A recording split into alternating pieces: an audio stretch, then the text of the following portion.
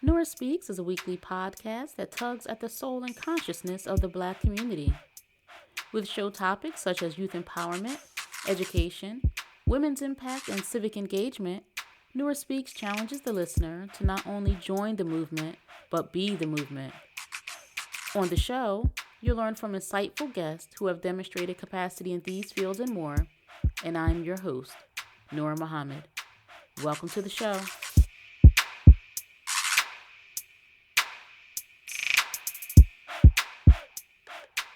I think the main thing that I would want to communicate is that there is beauty in modesty. And we have moved as a nation of women so far from that in the church that modesty was the order of the day, the way that I grew up. We weren't allowed to wear shorts and mini skirts. So the transition into the Nation of Islam was an easy transition. Basic etiquette and basic self-love is something that our women need because we've been taught in this society that to display your adornments is a show of self-love. That's a show of confidence. But in the teachings of the Most Honorable Elijah Muhammad, having that knowledge of yourself is confidence. That's where your confidence comes from. Being secure in who you are and knowing who others are is where our confidence comes from. That is my and your sister, Sister Aquila Ali, talking about the cornerstone of confidence. Aquila is a member of CROE, the Coalition for Remembrance of Elijah Muhammad. She is a key member of the CROETV production team, and her versatility affords her the ability to assume various roles within production, including show host. Aquila is also the producer of the Nothing But Elijah podcast, which you can hear on Blog Talk Radio.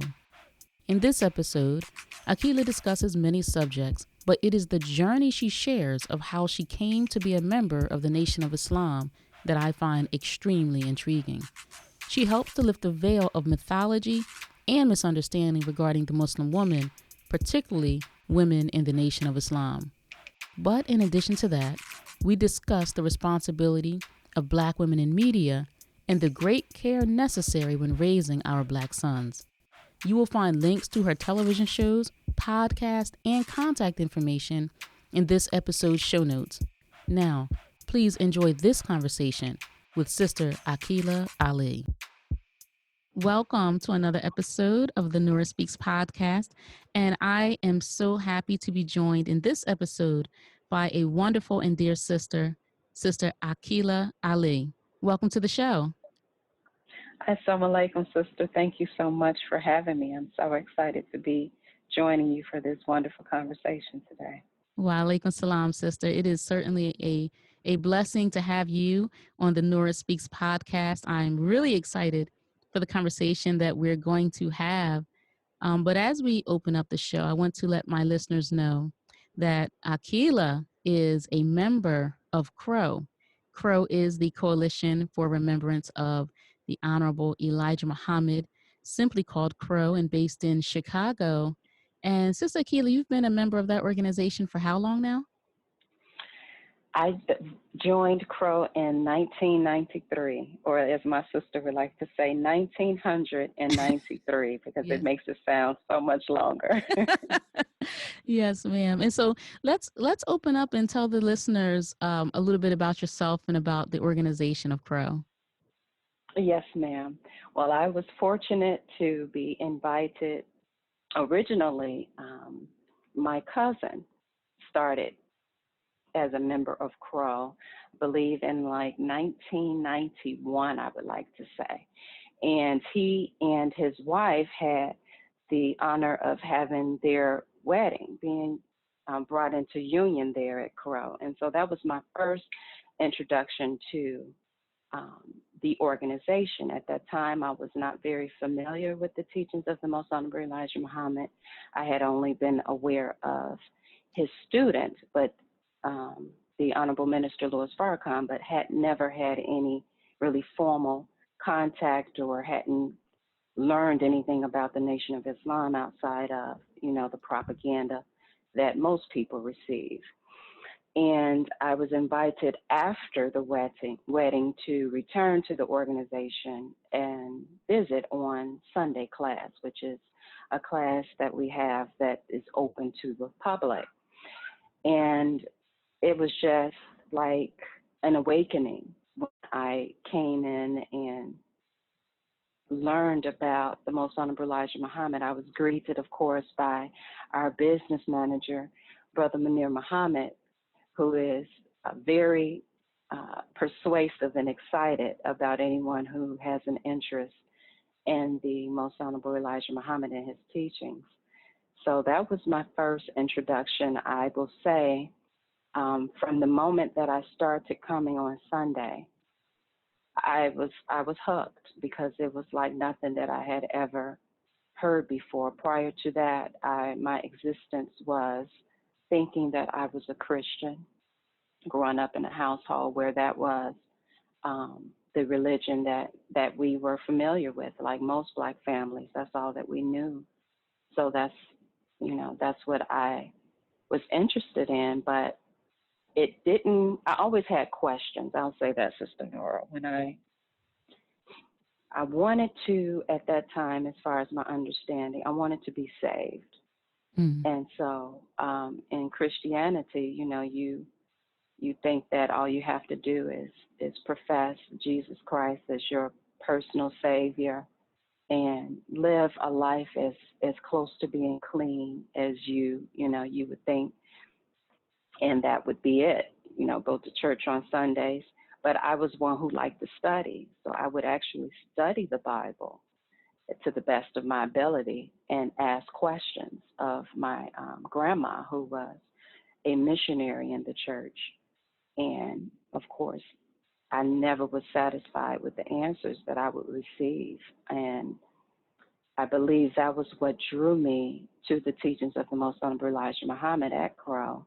And the environment of CROE was conducive for where I was at that time, coming in as an 18-year-old, so I'm telling my age, but coming through the doors as an 18-year-old and not having the structure, in a sense, that you would have when you are coming into a mosque or temple. So this is an information center where you can come and learn as much as you would like to learn at your own pace. And I was invited, after I had attended a few Sundays, to come to our general civilization class, which is held on Wednesday evenings and Friday evenings. And in order to attend that class, you, one, have to have a desire to believe. Those classes are not for those individuals who want to come and debate. If you would like to debate, then of course we have the opportunity for you to ask questions on Sunday. But Wednesday and Friday is more for individuals who are on their journey of belief and just want to learn more and delve more into the teaching of the Most Honorable Elijah Muhammad. So that's how I originally started my journey with CROE. And as I became a more tenured member, I started working within the organization, and part of the work that I did was, at that time, the co-founders, Brother Munir in particular, they would take this information, this teaching, on the road and go any place and every place where that they felt there was a history of the Most Honorable Elijah Muhammad being there, or people that were interested in the teachings of the Most Honorable Elijah Muhammad. And we would duplicate audio cassettes of the teachings of the Most Honorable Elijah Muhammad, and that was one of the functions that I would do. I would be in a room on the lower level of the organization with a duplication machine, and at that time we had a word processor that I would use to type up the labels. And while I was duplicating the audios, I would be listening to them as well. And of course, those that I would duplicate, I would listen to just to make sure the duplication came out well. And that was the most beneficial for me because it trained my ears to hear the message of the Most Honorable Elijah Muhammad. And that was something that I would say solidified my belief in just having that uninterrupted time to listen to the messenger of God. It helped me so much in my understanding. So that is, and I've just decided at that point that I no longer wanted to continue to think the way that I thought before. My mind was being transformed. I wanted to be my natural self.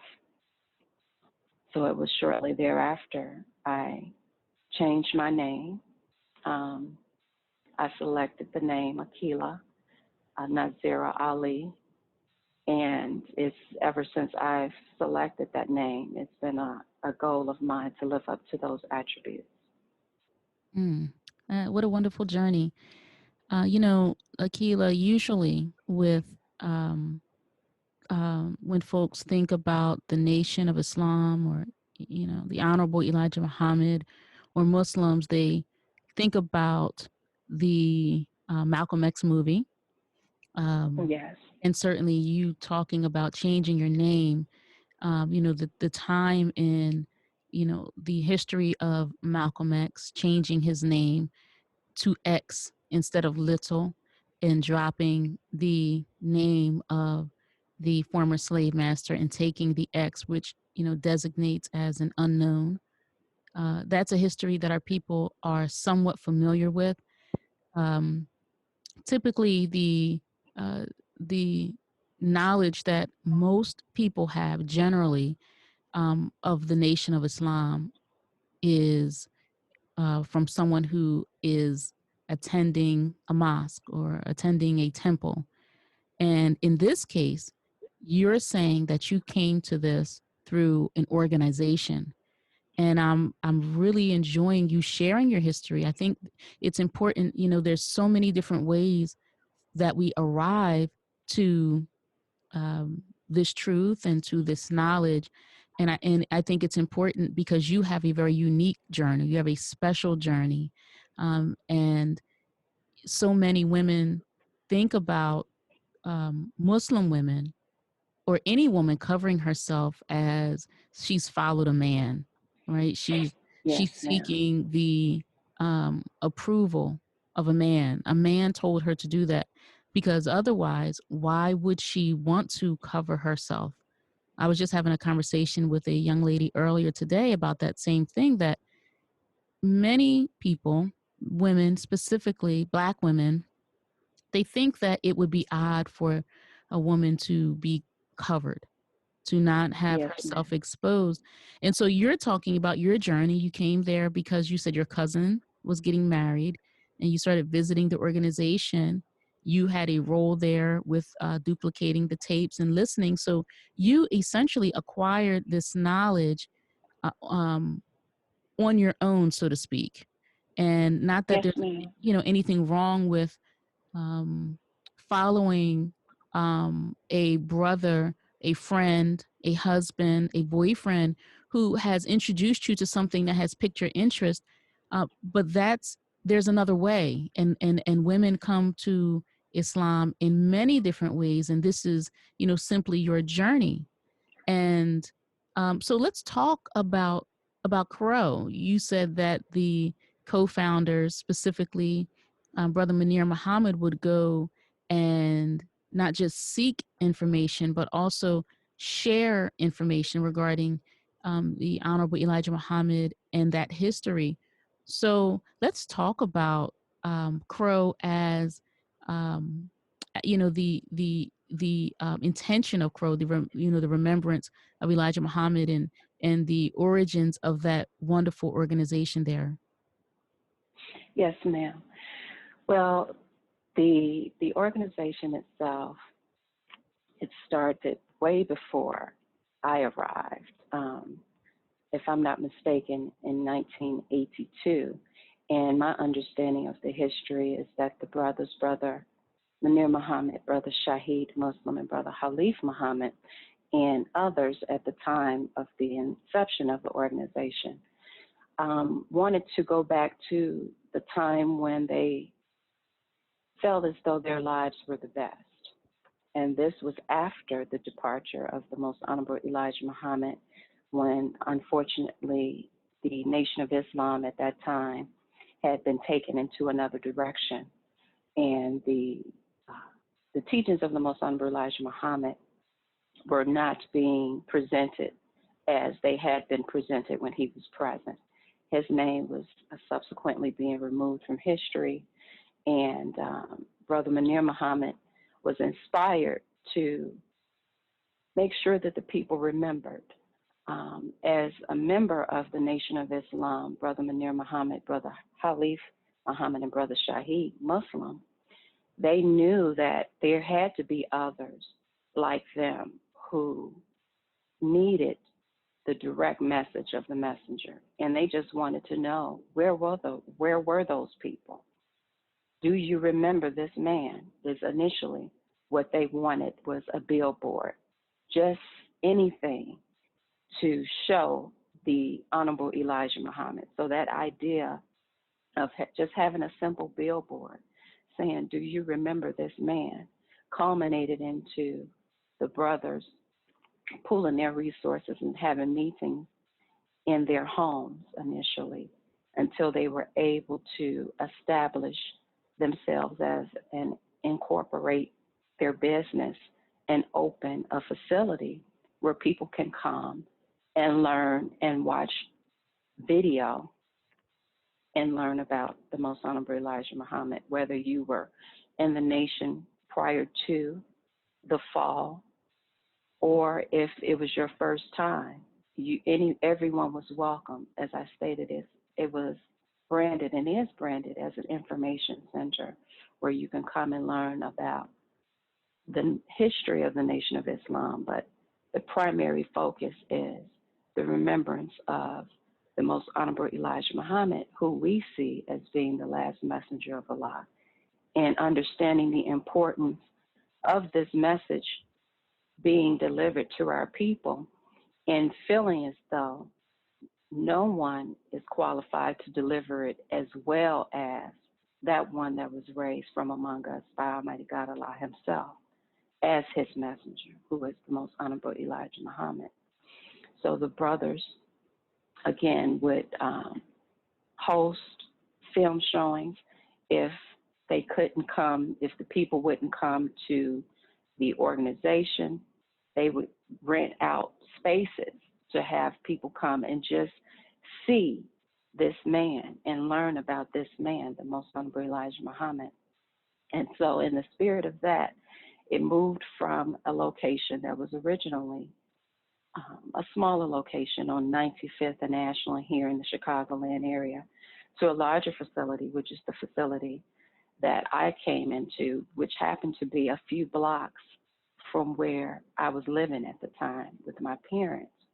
So it was just in the neighborhood, very unassuming type of location, very unassuming type of organization.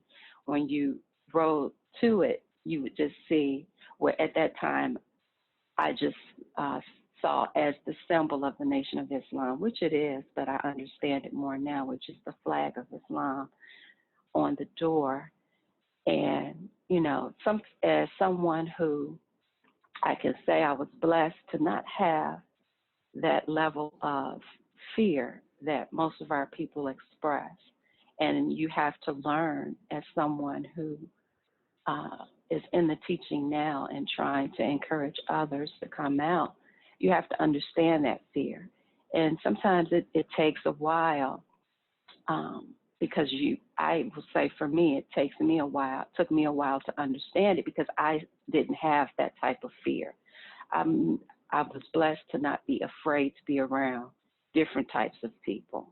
And I had a curious mind, I will say, before being interested in the teachings of the Most Honorable Elijah Muhammad, before I started that wonderful journey, as I stated, I was always inquisitive about the spiritual side of things. I wanted to have a connection to God. And as I stated in my understanding at that time, I wanted to be saved. So I would go with my friend who was a Jehovah's Witness, and I was interested in, well, what do Jehovah's Witnesses teach? So I just wanted to use that as an example of that.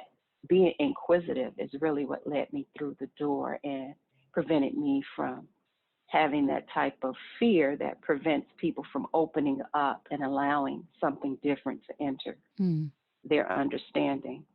But the organization itself, I mean, just on the radio, all hours of the night, anytime you would hear anyone talking about, as you brought up, the movie Malcolm X, that was one of the, and continues to be, one of the points that's very important for us, to defend the Most Honorable Elijah Muhammad against the slander and things that people say as it relates to the Nation of Islam allegedly being accused of the demise of Malcolm and the domestic life of the Honorable Elijah Muhammad being a sticking point that people try to use against becoming a follower of his.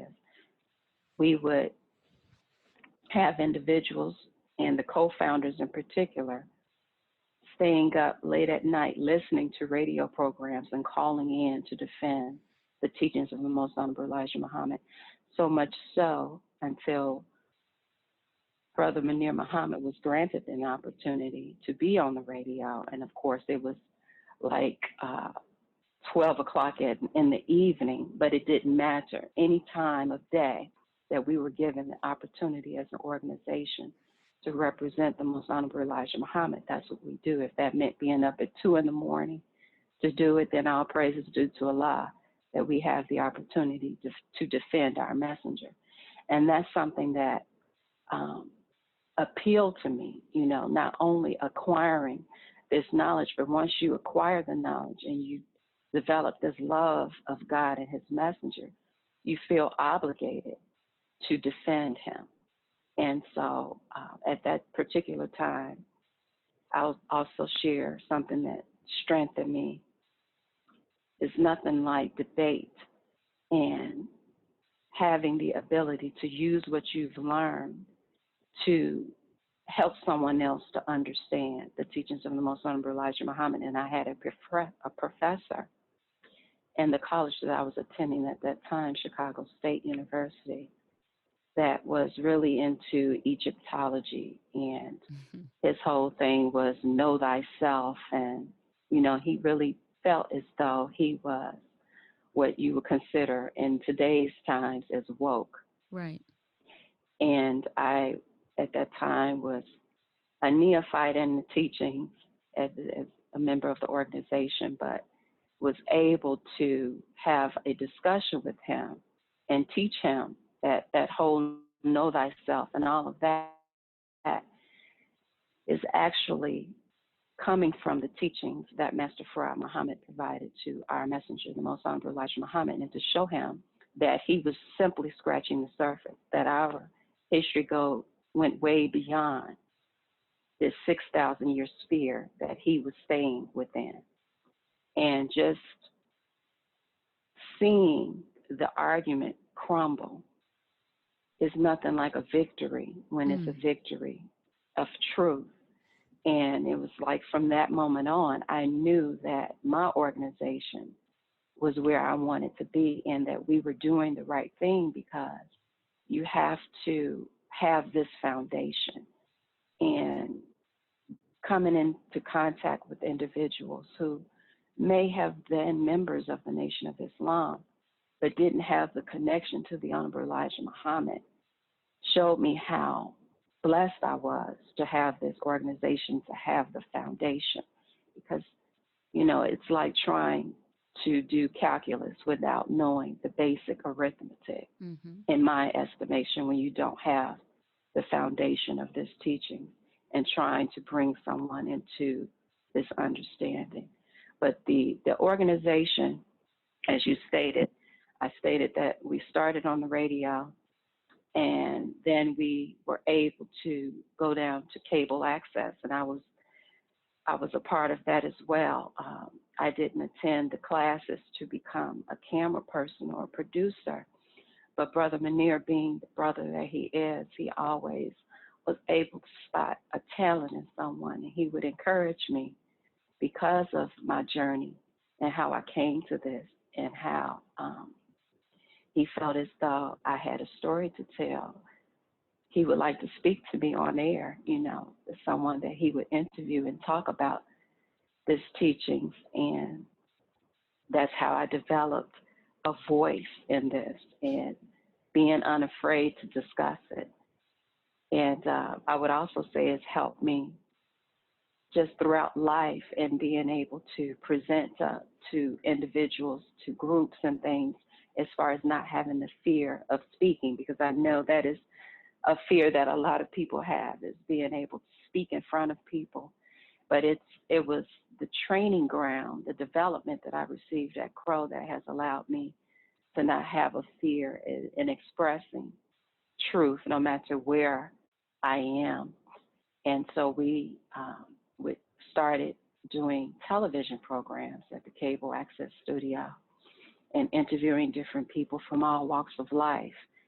But the foundation of that, of course, was the teachings of the Most Honorable Elijah Muhammad, and just giving our people in particular a voice, because we knew what it was like to be excluded.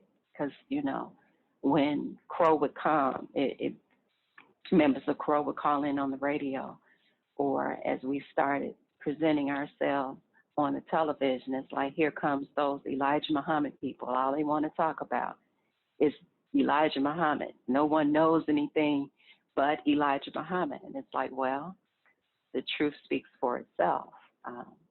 It bears witness that he had to get his from someone superior to whomever you are introducing to us, because there's nothing like this teaching. And so from growing from cable access and eventually having people try to prevent us from getting the message out or limit our ability to grow in the television space, we decided that it was time as an organization to get our own. So the co-founders, with Brother Munir, of course, leading the charge, acquired the building next door to our organization that used to be a tavern, and turned that former tavern into a television studio where we could produce our own television programs. Mm. And it's just so much that I've been able to do within the organization. Sister Nora, I will say that I had the opportunity to have a class for the young sisters. At that time, there was a class that was being developed similar to a junior FOI class for the young brothers. And as a sister, I was thinking, well, if our young brothers are being civilized and developed in the teachings of the Most Honorable Elijah Muhammad, who will they marry? They need to have sisters who also are of the same mind. And I was granted the opportunity within the organization to start a class for the young sisters. So we had our Knowledge of Self class for the young sisters that I taught, just going through the actual facts and the teachings of the Most Honorable Elijah Muhammad, flag of Islam, all of the teachings, and just using that to encourage our sisters to want to be themselves. So that was a wonderful experience. Wow, Sister Aquila, you just laid out such a beautiful history, and as you talked about CROE, and just starting with a billboard, do you remember this man, and those co-founders wanting that the Honorable Elijah Muhammad not to be omitted, and he was being omitted, and for him to be included in the conversation, but not as a minor figure, but as a primary figure. And it's so important, listening to you speak, and I let you tell that story as complete and as thorough as you did in your journey, because one, you speak so beautifully, sister, and Thank you, ma'am. our our community needs to hear how a Muslim woman presents herself. And um, we don't have as many opportunities, and we need to create more opportunities for sisters who have something to say it on a microphone. And you have just illustrated the intelligence of a Muslim woman who studies the teachings of the Honorable Elijah Muhammad. You are the product of that study. Now, you talked about going to college, going to Chicago State. So many people think about someone who comes to the Nation of Islam because they had to be, quote, cleaned up Yes, from ma'am. some unsavory lifestyle. Um, Everyone who comes to Islam comes from their own personal journey in life. Whether you come from a university, whether you come from as a physician or as an attorney or as a businesswoman, or maybe you do come off the street. There's, I think, a strong misperception that those who come to the Nation of Islam are kind of on their last leg, and this is the Right. this is a thing that can save them. Um, this is something certainly that can and will save our people. But everybody who comes isn't in a suffering state. And I'm not just talking about the absence of knowledge or absence of information, but I mean a lifestyle that is unsavory, a lifestyle that is pain, a lifestyle that is full of suffering. There's a misperception that people come to the Nation of Islam because they're uneducated, right? And here you are Right. talking about, being a student in the university.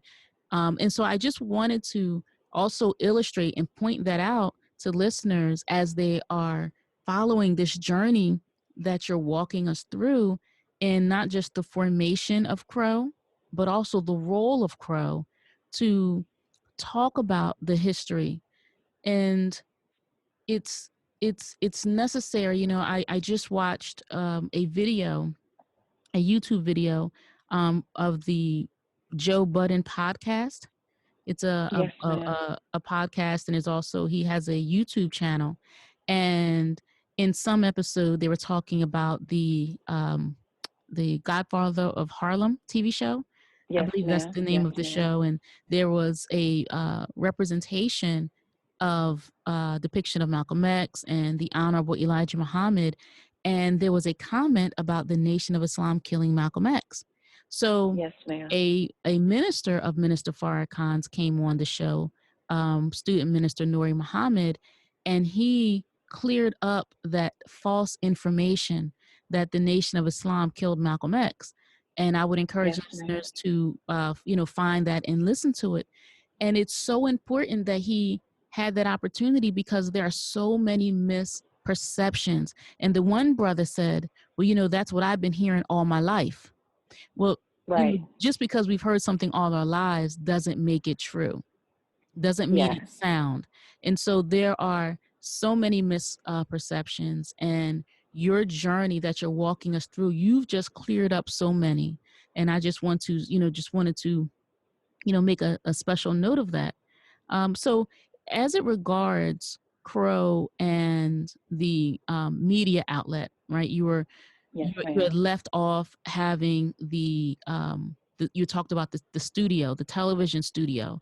What is your Yes, role? ma'am. What is your role there? I know you do host, and I know that you work in the control room. So let's talk about your role as a Black woman in media. Yes, ma'am. Well, I have had so many opportunities through this organization, and that's something that I always like to emphasize, that our organization, and as the teachings as a whole, has been charged with being male chauvinistic, Very which is true. very, which is a very Eurocentric term Yes. as far as I'm concerned. But it Another gives the misconception. perception. Yes, it gives a perception that, and I can recall being asked, do I have to walk two steps behind the brothers and things like that. So there's always this appearance that, you know, we keep our heads down and we are very docile and don't have a real position within anything. So I, as a member of the production team, have had the opportunity to be a host, to host television programs. I've been a member when we had our roundtable discussions. I was a prominent member representing the organization from a sister's perspective. I work in the control room, which I would answer the phones for our live programs. I helped set up the video, I'm sorry, that is played prior to our shows. In any area where that I can be of assistance behind the scenes, I'm of assistance behind the scenes. If that's doing paperwork, whatever is necessary, that's what I do. Helping get the guest mic'd up, helping to make sure we have the guest information for the director, whomever is directing the show, just a full team effort. I was also granted the opportunity to do a blog talk. It's the blog talk started, I want to say, in 2008 by a brother who is no longer with the organization. And once that brother kind of relinquished the blogging, I picked up the mantle and continued it to move forward. It's called Nothing But Elijah on Blog Talk Radio. Occasionally I interview, but primarily I play audio because, of course, that's close to my heart. That's how I grew in the teachings of Most Honorable Elijah Muhammad, was listening to his voice. And I like to share that experience with others through this blog talk. And upcoming in January, inspired by my sister, Noor Muhammad, I'm looking to expand that blog talk to have a roundtable discussion where we discuss the state of the Black woman, and that will be upcoming in January. We will continue to play audio, but once a month we will have an open forum for sisters to call in and, just to be able to provide a voice for sisters who think that, sisters in Islam are so far removed from them. We have real stories. We are real women, and our journey is not a journey that our sisters can't go on with us. So that is what is upcoming, and that is what I've been inspired to do. That's wonderful. I think it's a story that's that many may be curious about, but aren't familiar with. And I think that's wonderful. I look forward to that. And, when you start that, I definitely want to make sure I have that information so we can share that with the Nora Speaks audience. Sister Aquila, you talked about the state of the Black woman. I know that's something that you and I like to talk about, right? So we can Yes. we can get into that right now.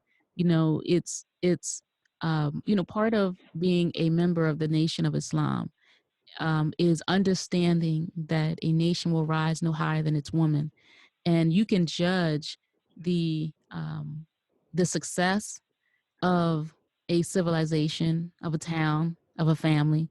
You can judge the success and the outcomes based on the position and the status of the woman.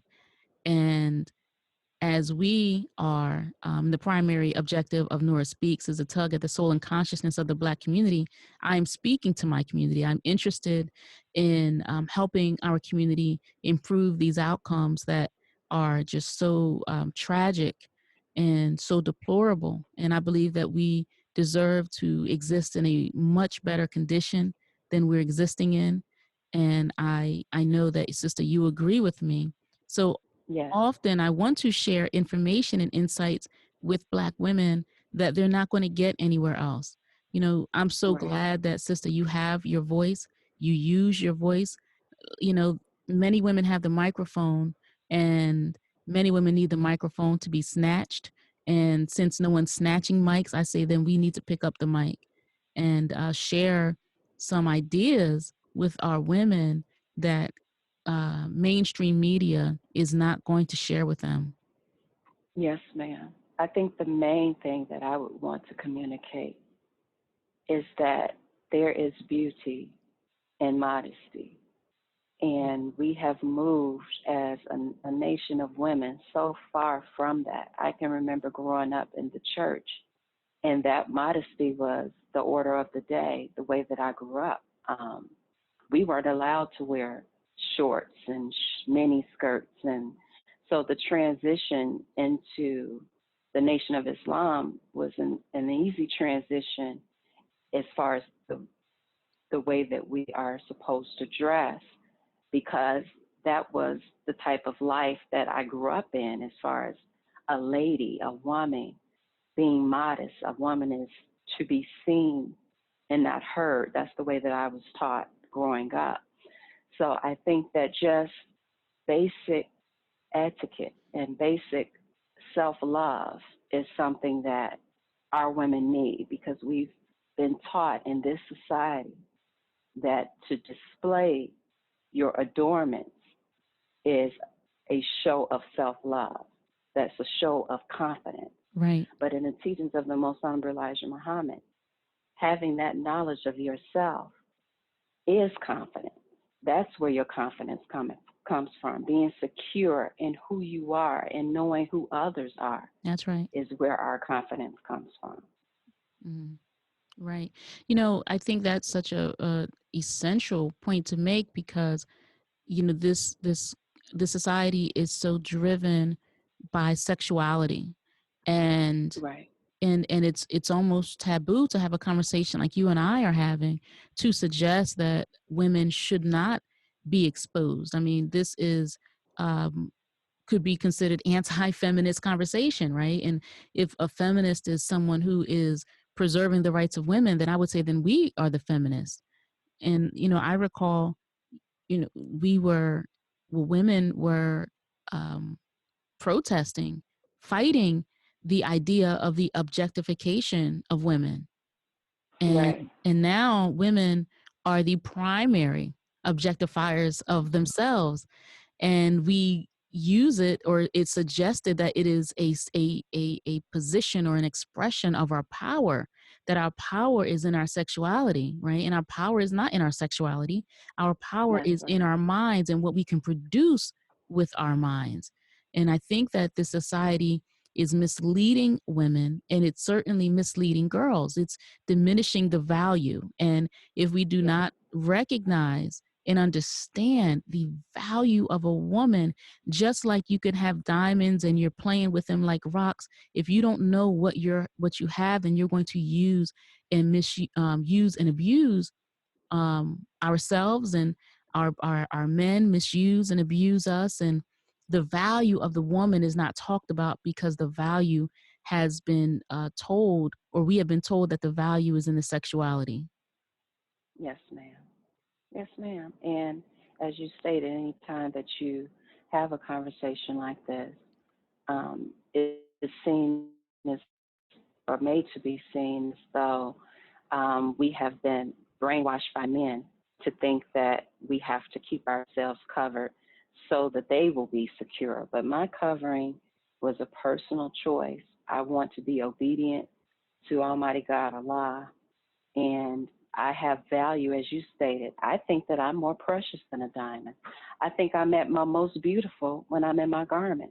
That's when I feel like I'm most myself, Yes, is ma'am. when I'm covered and in my garment. So I just say all praises due to Allah for allowing me to embrace my natural self and be comfortable being covered and knowing that I can move about in the world. And it's my protection. And I Mm. believe that. Yes, it's true. And I've shared with you, talked about talking with young women. I've shared with young women just the response of men and how they treat a woman or respond to a woman who's covered versus the response to a woman who is not covered. And all women deserve to be respected and treated with dignity. But there is something that is natural in a man when he is around a woman who is uncovered. There's a natural response There is also a Yes, natural ma'am. response that a man has for a woman who is covered, who Yes, is ma'am. covering her adornments. It's natural. It's inherent. It's automatic. And we are being told to sidestep nature and sidestep science and suggest that any of that is not relevant, but it is relevant. And because we want to ignore that piece, then there's so much confusion, right? So that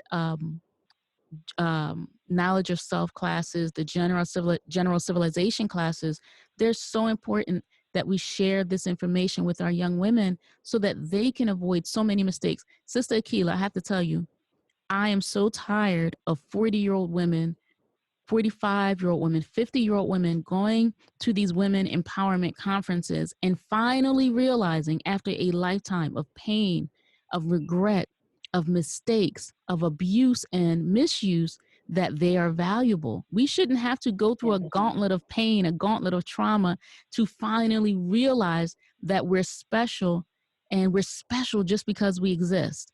And that's what I'm finding with our sisters. And so, that was one of the reasons why this podcast was born, is to share these kinds of insights with our women so that our women, our young women, our girls, they don't have to go through a lifetime of error when we can get ahead of that error and put them on the right track. And the right track Yes, begins ma'am. with a love and a knowledge of themselves. Yes, ma'am. I agree. There's nothing like it. And once you allow Almighty God align His messenger into your life, you will be able to see the transformation not only in yourself but those around you as they have to adapt to who you really are. Yes, ma'am. So, Sister Keela, as we're talking about the state of the Black woman, I wanted to get your insights into a conversation I had on the podcast recently regarding Black women and our raising of our sons.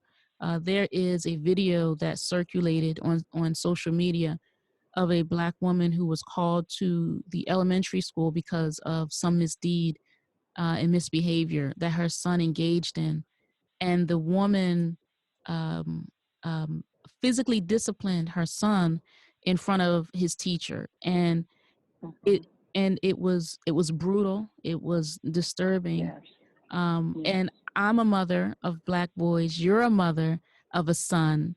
I think that yes, we ma'am. have to have this conversation with regarding Black mothers and sons. If you recall, during one of the street protests regarding the Yes, taking of I do life of remember Black that. women, this Hmm. woman came out there into the protest because she saw her Hmm. son. She recognized her son on television, and she went out there and she walloped that boy upside his head. She knocked him Yes, around. It was recorded. yes, She was heralded as a hero mother, what a great yes, mother. She did a good yes, job. They flaunted her on yes, national television, right? We have to yes, have a ma'am. conversation about how we are engaging with our sons. So what are your thoughts on that video? I thought it really made me emotional. Like I Yes. felt so terribly for the young boy. I felt terribly for his mother, Yes. that she felt as though that was the proper thing to do. Um, the language that she was using towards her child, the embarrassment that I felt for both of them, Yes. uh, it was just terrible. And unfortunately, it's an example of where we are right now as a people. Um, I felt as though she was doing what she knew to do to the best of her ability. Right. And it just shows the need for us, sister, the need for those of us who know to help our people, Mm. because that is not the proper way. That is not what we should be doing. It's just an extension of what we've been trained to do under 400 years of servitude slavery. That's all that I saw was the brutality that was inflicted upon us. We're continuing to do it amongst ourselves. Right. Yeah. In the video and in her rebuttal video, she's stating her intention of wanting to correct the child. And, Mhm. and she did it to the best that she knew to do. And it is my hope that this sister gets the support that she needs. You could see the frustration, see the Mhm. anger, and what I'm finding, and this is also controversial to talk about, is the need to parent in a partnership. Yes. So many sisters are overwhelmed, tired, angry, Mhm. frustrated, Mhm. lonely, and so much of that um, negative emotion trickles onto and into the relationship the mother has with her children. And Yes. we are not parenting in a partnership, and mothers Correct. don't have the supports. There's a young woman that I was asked to work with by a judge from one of the family courts here. And as I got to know the mother, and I'm listening to so much that she has to deal with her children, and she had more than two children. And I said, well, sister, who's supporting you? You have all of this. You have this child who, you're trying to get back on the straight and narrow. Who's supporting you? And she didn't have Right. anybody. The children's father or fathers, her mother, she didn't have an aunt. She didn't have a church group. She didn't have a community. We are not parenting in a partnership. And Yes, a ma'am. partnership can help with the woman's imbalance, or something else I'm going to say that's unpopular, that imbalance. And so that woman was acting very masculine in her Right. aggression in Yes. chastising her child, Yes. right? And as when there's the presence of a man and in that partnership, that helps with the balance that we need, you know Yes, ma'am. and like, you have a son, he has men in his life that help give Yes. him what he needs from that male perspective. My sons, they have men in their lives that are giving them that balance, so I don't have to, I don't have to be the heavy hand, if you will. I don't have to be the Yes. muscle, you know what I mean? Right. I can nurture Right. and guide. That's my role. Nurture and guide. And then there's Right. the heavy hand, there's the voice with the bass, there's that Right. other, there's that partner. And we don't understand what we are missing out on when we don't have community, when we don't have family to support our children. And you can see it there in that video. Absolutely. And what you stated is so true. And I've been so blessed to have the community, Mm, that I have to help me in rearing my son. As you stated, I don't have to be, as many of our sisters feel like they have to be, the mom as well as the father. right. And not understanding that you can never be the father. That isn't in your nature, and it isn't in the nature of the male child to allow you to be that. Teach, sister. That's where the conflict comes in. That male child has to have another male to help support his growth and his development. Mm-hmm. And this society has made Black women in particular feel as though we can do it all. We don't need a man. We can be everything to everyone. And we can see with the state of our communities that that cannot be the case. We hear that tired cliche about the Black woman is the backbone. The Black woman is the backbone. I am not the backbone, Sister Nora, and And I'm don't want to comfortable be. with that. I'm very comfortable with not being that. That's right. And that is something that we need to remove from our lexicon. We need to remove that from our women, to think that they can do it all, Mm, because we can see that we have not been successful having that type of mind. We've driven, and again, they this is unpopular, but we've driven our men away from us mm, with this idea that they are not needed. I don't know a man who wants to be in a situation where he doesn't feel valued. I don't know any person that wants to be in a situation where they don't feel valued. Well, Sister Keitha, And you're right. unfortunately, that's That is unpopular, sister. In this society, in this time, this is a very, very unpopular conversation to have. But that is why the Nora Speaks podcast is necessary. That is why what you're doing is in Chicago is necessary, and you're 100% on point. Who wants to sit around and hear somebody say about them, "Well, I don't need you." Well, right. then what am I doing here? What am I doing here? Mm-hmm. And, and Once and we have, oh, go ahead, once ma'am. we have, once we have allowed ourselves to be ruled by our lower desires, our carnal desires, this is the result. We don't have the structures that we need to have in place Mm-hmm.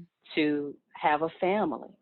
You shouldn't just have children be an afterthought of a night of lust. But Right. that's the way that this is the way that our communities have been going. And it is very necessary for us to have the real conversations and to get to our women to teach them as you're doing. And as, you know, we try to do through the different media outlets that we are a part of, to offer a different perspective, to let them know that because I value myself, I value having a plan for my life. And as having a plan for my life, it means that I'm not ruled by my lower desires. I think about every action and the outcome of that action before I even Mm-hmm. encounter it, before I even partake in it. And, you know, the courtship, we need to get back to that. The courtship within the proper courtship within the teachings of the Most Honorable Elijah Muhammad is what will save our community. If we teach our people the proper way to learn and to date. I can remember my grandmother used to always ask, and my grandfather, who are their people? When you would bring That's someone right. around, who That's are right. they people? Who are their people? And you know, you would think like, that's, you know, what do you mean? Who are their people? This is so and so. But no, who are their people? Who We they don't come even from? take the time. Yes, we don't take the time to learn anything about a person any longer. Mm. It's just we find them attractive and we're moving with that. Mm-hmm. Everything is just emotion, no thought process, nothing. And we end up in situations where, as you stated, a lot of our sisters are out there alone without the support because of decisions that were made that shouldn't have been made. Mm-hmm. Yeah, we have to bring structure, get some structure back. And because these consequences that we're witnessing, so many people think that these conditions are normal. I've known high school seniors, young ladies, who have family members, who have aunts asking them, well, when are you going to have a baby? Yes, You know, that's an not, expectation. not, That is a not, real expectation. yes, like, not where you want to get a job or what colleges are you Yes, applying to, but when are you going to have a baby? Because everyone else yes. has, because that is the expectation. And some people believe that you should have your children young. You know, you're supposed to grow up with your children. And I just never, all praise due to Allah, had that type of pressure to think that I was supposed to. And it's not as though marriage is a part of that conversation when they say you should No. have your children young. It's not that they're saying you should have a mate and you all should you raise a family while you're young. That isn't family is not a part of the conversation. So it's just such damage has been done to us, Sister Nora, and we have Mm-hmm. so much work to do. And that's why having an organization like CROE that has a structure where people may feel less intimidated about coming to the teachings of the Most Honorable Mm. Elijah Muhammad is so important, where people, you can come as you are and not feel fear in the deliverance of this message. So that's why I enjoy being a part of the organization, because I feel like we remove one of the many barriers that people have as it relates to opening themselves up to the teaching. No, you don't have to profess anything other than a curiosity to Mm-hmm. be able to come in and learn. Right.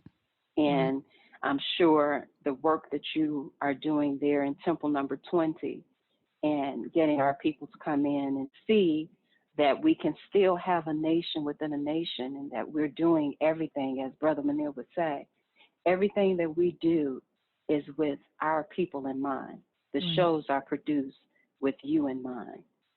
The organization was open with you in mind. Our goal is to get our people to this teaching any way that we can. That's right. Right.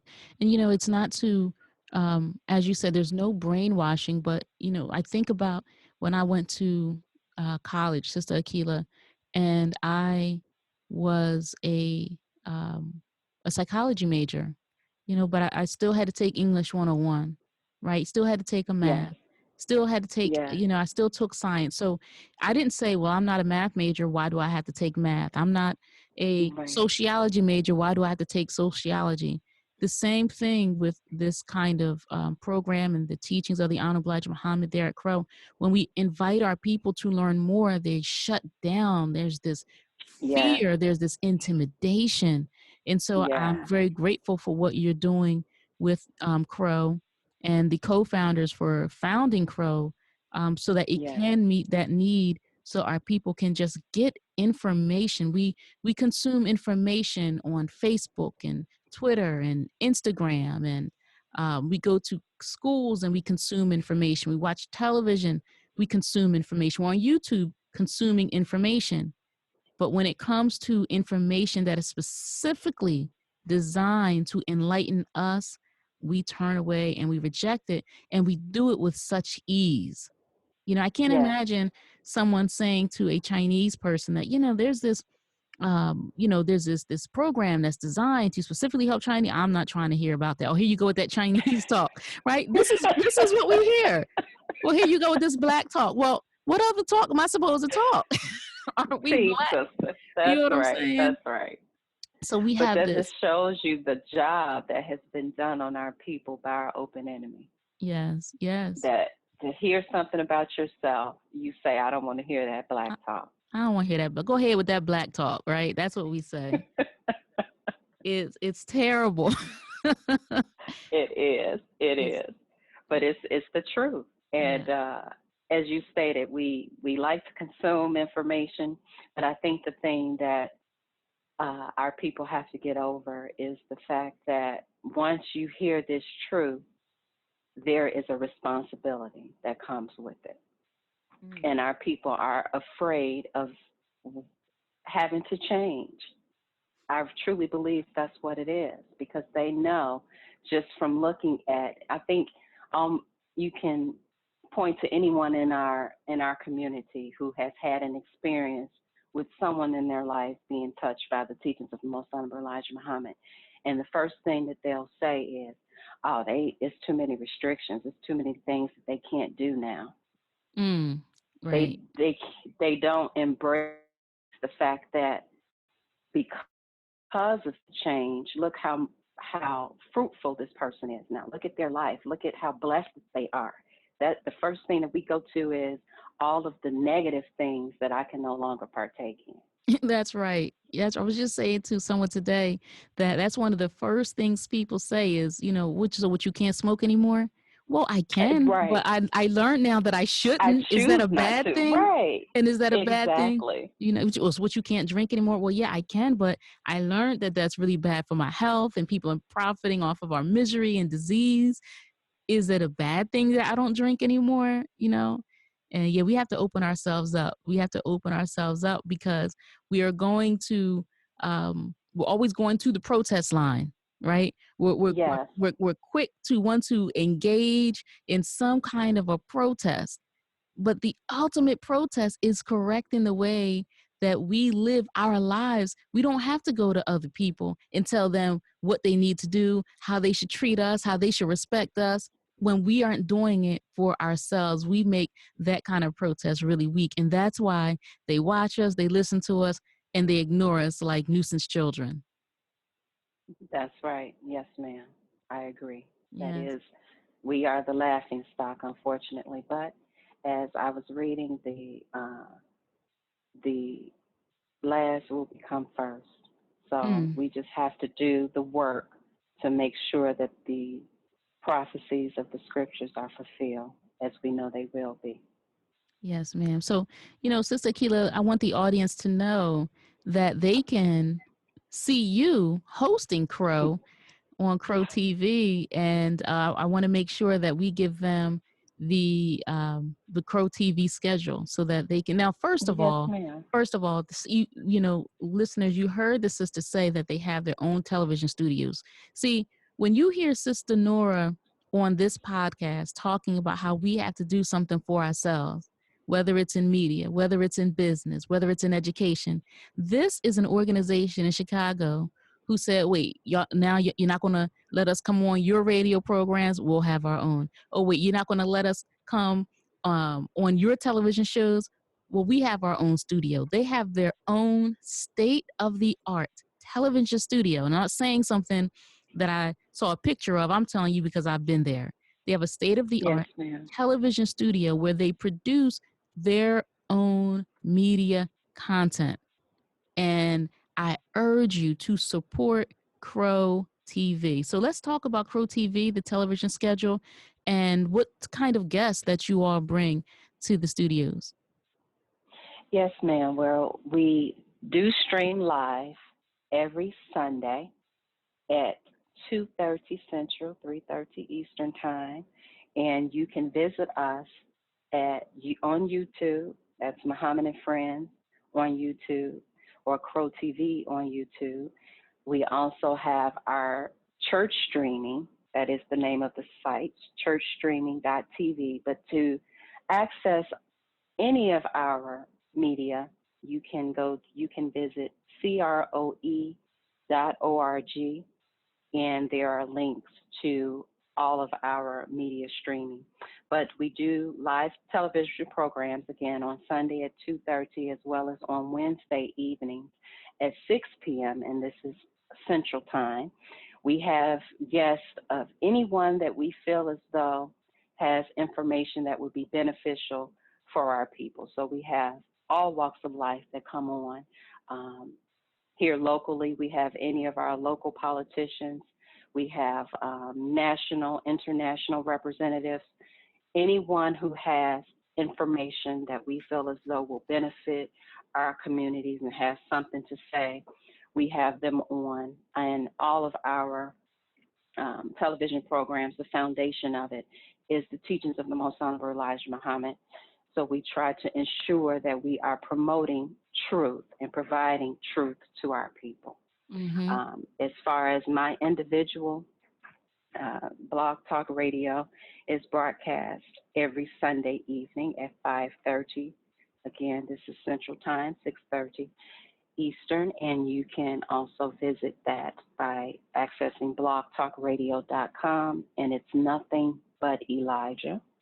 We have Know Thyself podcast that is hosted by our brother, who I'm sure you've had on Nora Speaks, Brother Yosef Ben Asiel, and his information is available on all of the DSPs. That is Know Thyself Radio. Yes, and I don't want to understate the caliber of guests that you've had there in the CROE television studios.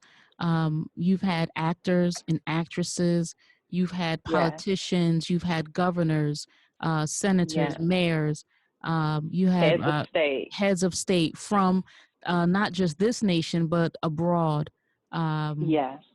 you've had Reverend Jesse Jackson. Zimbabwe in particular. Yes, Yes. Zimbabwe.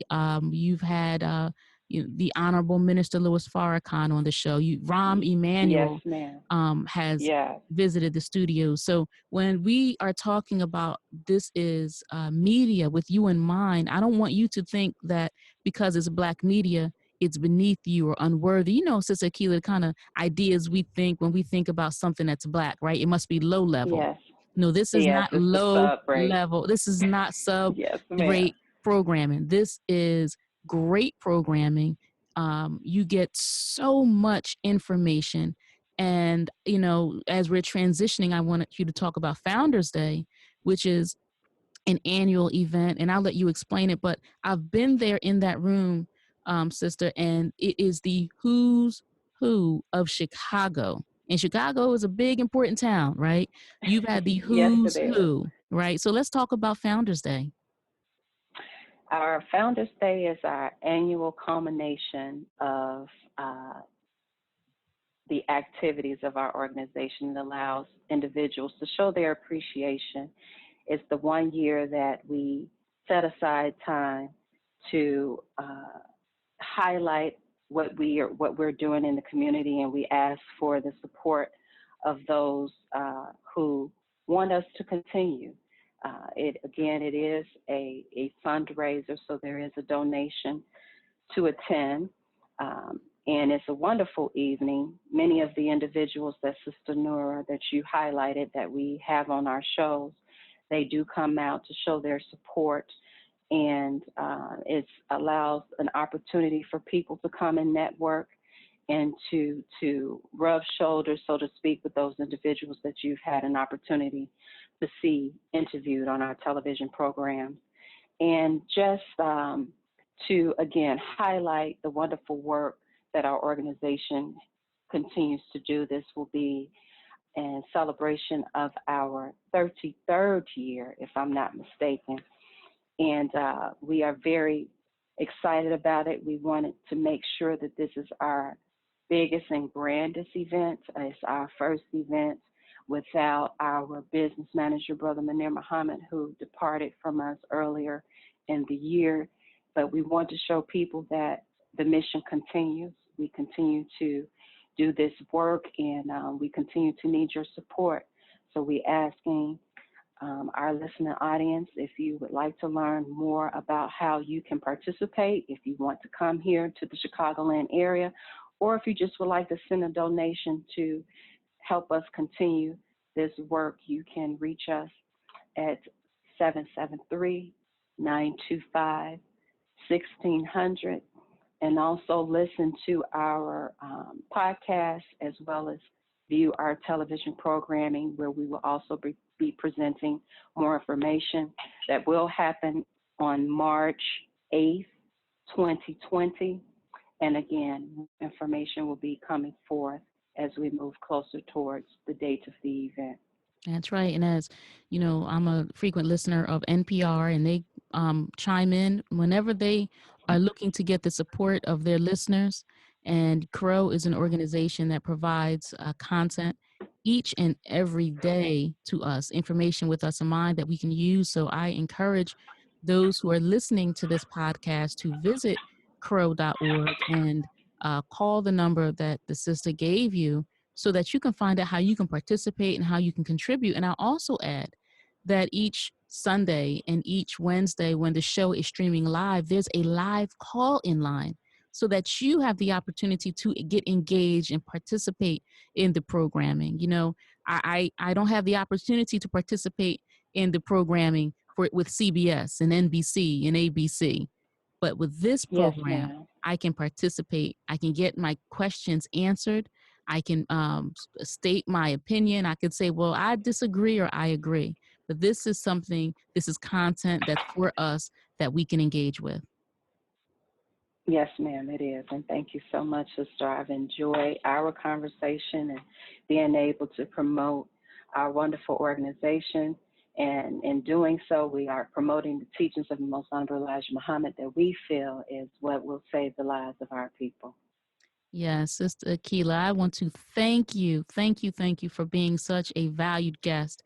I encourage my listeners each and every episode to be the movement. There's too many of us that are talking about the problems, restating the problems, writing 2 and 3 books about the problems, finding intelligent ways to articulate the problems. And it becomes a waste of time. But we have this avenue through CROE, and through Nothing But Elijah, and through Know Thyself Radio and CROETV, to actually implement the solutions to the programs, give our people the information that they can apply to their lives. So I want to thank you for being the movement, Sister Aquila, being an example, helping our community understand that there is dignity and beauty and modesty. And I just want to thank you for so much more for coming on the show. Thank you for having me, sister. I truly enjoyed it, and may we continue to do this work on behalf of our people. Thank you for listening to another episode of the Nora Speaks podcast. Be on the lookout for a new episode coming at you fresh next week. And as always, if you want to learn more about me and the work that I do, visit my website, noramuhammad.com. Or if you have a listener question, email me at info@noraspeaks.com. You can also follow the Nora Speaks podcast on Facebook, Instagram, and Twitter at Nora Speaks Podcast. I'll be sure to include links in the show notes. If this show has value to you, please subscribe, rate, and review, and share it with family and friends. And be sure to check out previous episodes. And remember, don't just join the movement, be the movement. Stay in peace.